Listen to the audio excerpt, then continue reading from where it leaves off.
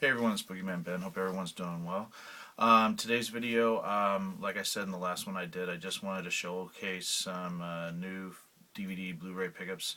Now these are things that I've already watched, or I've already seen them when they were in the movie theater. So these aren't like blind buys or, movies that I already have. These are brand new that I picked up and just wanted to showcase them off and talk a little bit about them.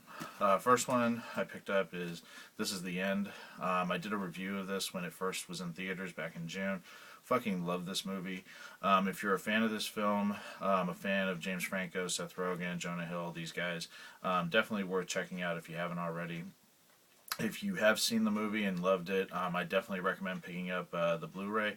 It has so many more exclusives than just the regular DVD. It's got a gag reel, deleted scenes, Linorama, Party Time, Cannibal King, Let's Get Technical, Making of Pineapple Express 2, and Jay and Seth versus the Apocalypse, the original short. I've watched almost all of these. The Linorama and the gag reel are fucking hilarious, and just for those alone, it's worth picking up. So if you're a fan of This Is the End, definitely recommend this film. I think it's my favorite movie of the year, if not one of my favorite movies of the year, and one of my favorite comedies of all time, so definitely worth picking up. Next one I want to talk about is a movie I didn't talk about. I did see this in the theater and was pleasantly surprised by it. The movie is Brad Pitt's World War Z. I just picked it up on DVD. I know that there's a special edition Blu-ray with extra minutes. I guess it's an unrated cut. It's about 7 minutes longer than the theatrical cut, but this was on sale, and I just said, oh, I'll just pick it up. I mean, one day I might eventually get the Blu-ray, but it wasn't like I had to have that one. I like the theater cut, and I think this movie is a lot of fun. Yes, it is a PG-13 zombie movie, but it is very tense, and there's a lot of great scenes in it, and I thought Brad Pitt was terrific in it. Always been a pretty big fan of his, and yeah, if you're a fan of zombie movies and good action and an interesting story, then definitely recommend picking up World War Z if you haven't already seen it, or at least give it a chance and rent it. Awesome. Next film is another film that I did a review on back in June, I believe, and that is The Purge. Now, I haven't watched any of the special features on this.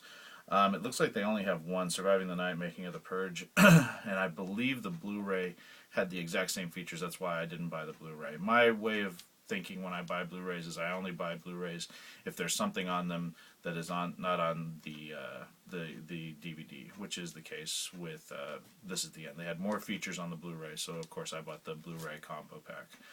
But I really enjoyed The Purge. I thought it was a fun movie. A lot of intense action and suspense, and I know it did really well in the theaters. I don't know, how it's, people feel about it now. I know it had a huge opening weekend, and it made like $60-something million here in the States. Only cost like $3 million to make or something like that. But yeah, I really had fun with The Purge. So if you're a fan of this film, definitely recommend picking it up. I really love the production, Blumhouse Productions, or Blumhouse Pictures, I think is what it's called. They've put out like the Insidious films, Sinister, which is one of my favorite horror films, and this film, and I look forward to them putting out more awesome horror films. So yeah, check this one out. This one was a $5 deal at Target. I'm sure a lot of people have this one. It's American Psycho Uncut.